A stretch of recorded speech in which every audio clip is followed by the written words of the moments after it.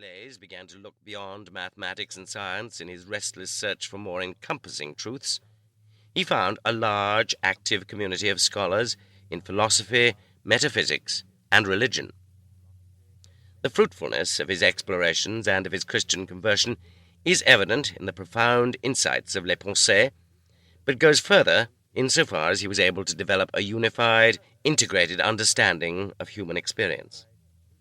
Committing himself to the glorification of Jesus Christ throughout the remainder of his life, Pascal did not leave behind his mathematics and science. He discovered that thoroughgoing rationality is consistent with ardent worship of the living God, that one can love God with his mind and use his mind in the service of God.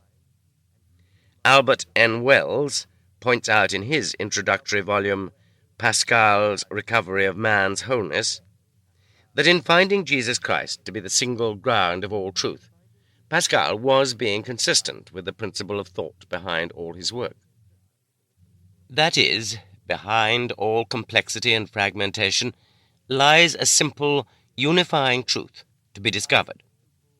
For example, his development of the calculating machine utilized a single idea, the mechanical counting of turns of a wheel, to perform all the basic operations of arithmetic.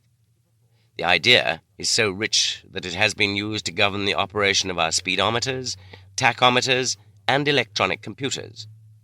Again, in the geometry of conic projections, he proposed a single theorem which gave rise to over 400 propositions covering the entire field.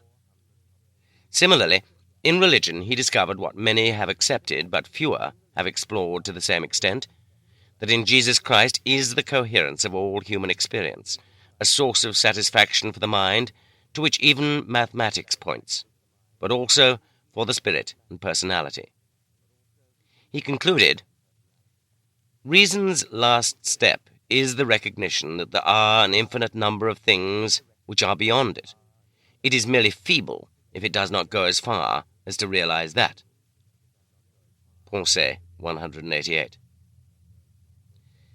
Natural theology and rationalistic philosophy were, apart from the faith in God, which is the condition of true rationality, only proud reasonings, attempting to order reality according to the laws of the mind. Because selfhood is prior to rationality, because man is far more than he knows about himself or his world, intellectual wholeness depends upon ethical, spiritual wholeness. All depend upon man's experience of the reality of Christ.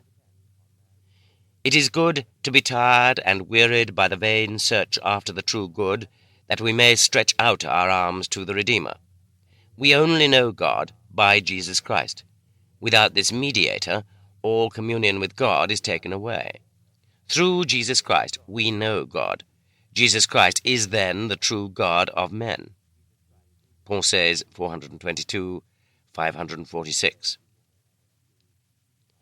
Although he continued his work in science, mathematics, and metaphysics, he did not confuse matters of faith with matters of reason, nor produce a religious scientism, which by attempting to force a reconciliation between religion and science would have threatened the integrity of both. Finally, he did not lose himself in mysticism at the expense of the community. His omnibus system, which became the basis of public transport in Paris, was developed in the latter part of his life.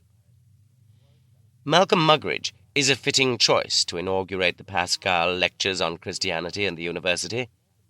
During the first half of the 20th century, he moved easily among the renowned, politicians, scientists, academics, churchmen, and socialites.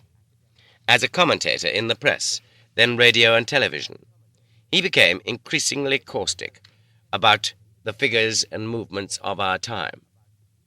Disillusionment, mounting at times to anger, began to characterize his work. Then came a transformation as wholehearted as that of Pascal, and in allegiance to the same master. The focus of his work has changed from the superstars to the meek of the earth, to the mentally disabled in the care of John Vanier at Lache in Oise Province, France, or to the quietly industrious women working with Mother Teresa in Calcutta. He has also drawn our attention again to the disdained artists, the mad William Blake, the epileptic